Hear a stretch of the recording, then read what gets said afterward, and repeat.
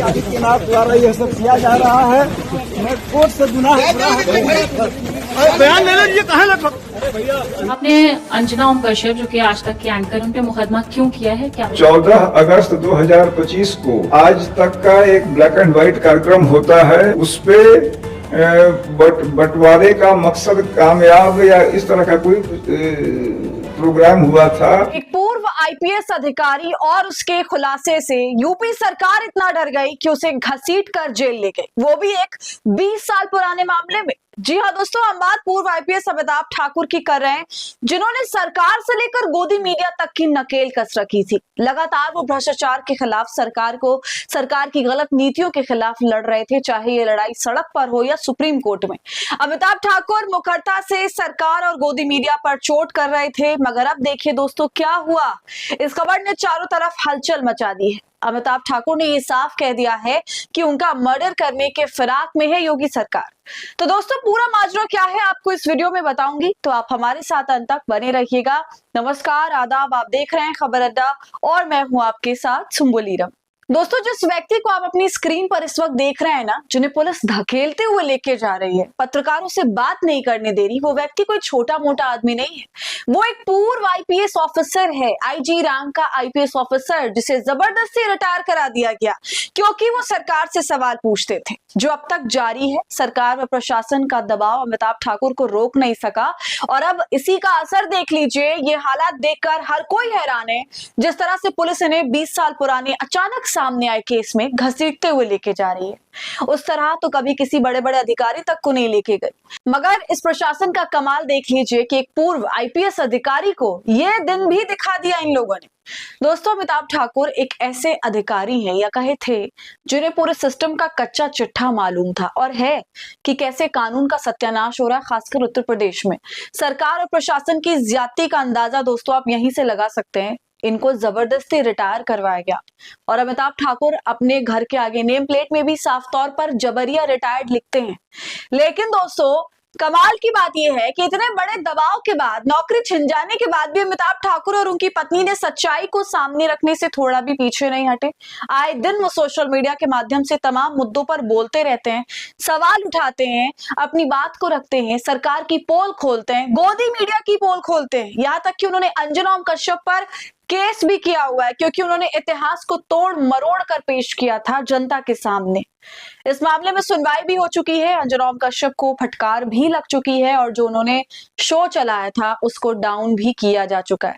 तो अमिताभ ठाकुर ऐसे व्यक्ति हैं जो मुखरता से सारी बातें करते हैं और उनकी बातें सही भी साबित होती हैं। इसका जीता जागता उदाहरण तो अंजना ओम कश्यप और उनका शो ही है। इनकी बातों से सरकार इतनी परेशान है कि इनका एक्स हैंडल तक सस्पेंड कर दिया गया है, यानी ये ट्विटर पर भी लिख बोल नहीं सकते क्योंकि इनका हैंडल ही नहीं है। बताइए फिर ये सारे प्लेटफॉर्म्स जिन्हें सोशल मीडिया कहते हैं, हम डेमोक्रेटिक वैल्यूज में बिलीव करते हैं, उसके बाद ये सब कुछ देखने को मिलता है। दोस्तों सवाल उठता है कि ये किस किस का मुंह इस तरह से बंद करेंगे और किस हद तक जाकर करेंगे। बहुत ही ज्यादा भावुक स्थिति है देश की जनता के लिए और लोकतंत्र के लिए। जितना भी डेमोक्रेसी और डेमोक्रेटिक वैल्यू की बड़ी बड़ी बातें की जाती हैं, सब केवल बातें हैं, सच्चाई से कोई लेना देना नहीं। दोस्तों आपको बता दूं कि यूपी के पूर्व आईजी अमिताभ ठाकुर दिल्ली आ रहे थे और उन्हें ट्रेन से उठा लिया गया। कुछ लोग शाहजहांपुर में सादे कपड़ों में आ घुसे ट्रेन में और उन्हें अपने साथ ले गए। पहले तो सीधा ये खबर आई कि अमिताभ ठाकुर को किडनैप कर लिया गया है, लेकिन जब उनकी पत्नी ने लखनऊ पुलिस को कॉल किया तब जाकर ये पता चला कि नहीं भाई, गिरफ्तार किया गया। इसके बाद दोस्तों अमिताभ ठाकुर से 2 घंटे तक गुप्त जगह पर पूछताछ की गई, फिर उन्हें देवरिया मेडिकल कॉलेज ले जाया गया और वहां पर अमिताभ ठाकुर ने पत्रकारों से कहा कि उनकी जान को खतरा है, उनकी हत्या हो सकती है। सोचिए कि उस 2 घंटे की पूछताछ में ऐसा क्या हुआ होगा जिससे एक पूर्व सीनियर आईपीएस ऑफिसर ये कहने पर मजबूर हुआ कि उसकी जान को खतरा है और उसमें सीधा सीधा उन्होंने योगी आदित्यनाथ का नाम लिया। ये सरकार और उसका प्रशासन अमिताभ ठाकुर से दोस्तों इतना डरा हुआ है कि उन्हें मीडिया तक से बात नहीं करने दी। इतना हक तो हर किसी को दिया जाता है कि वो अपनी बात जनता के सामने रखे, अपना पक्ष रखे, मगर ऐसा नहीं होने दिया गया और उन्हें धक्का देते हुए वहां से ले गए। अब उन्हें 14 दिन की जेल में भेज दिया गया है और अगली सुनवाई 23 दिसंबर को मुकर्रर की गई है। दोस्तों आपको बताऊं, जिस मामले में अमिताभ ठाकुर को गिरफ्तार किया गया है ना, वो मामला आज से 20 में नहीं बल्कि 26 साल पुराना है। और सोचिए, इतने पुराने मामले में इनको गिरफ्तार किया गया, अचानक ऐसा क्या हुआ कि 26 साल पुराना मामला सामने आ गया? एकदम से प्रशासन की नींद खुल गई ये बात, या फिर बात कुछ और है?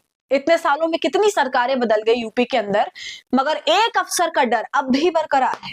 तो ये सब कुछ क्या साबित करता है दोस्तों? ऑलरेडी हमारे देश में एक ऑफिसर की जिंदगी जबरन जेल में बर्बाद हो रही है। वही ऑफिसर जिन्हें मोदी से लेकर शाह तक का सारा खेल मालूम, उस लड़की की सच्चाई मालूम जिसे मोदी जी से जोड़ा जाता है, मानसी सोनी जिसका नाम बताया जाता है।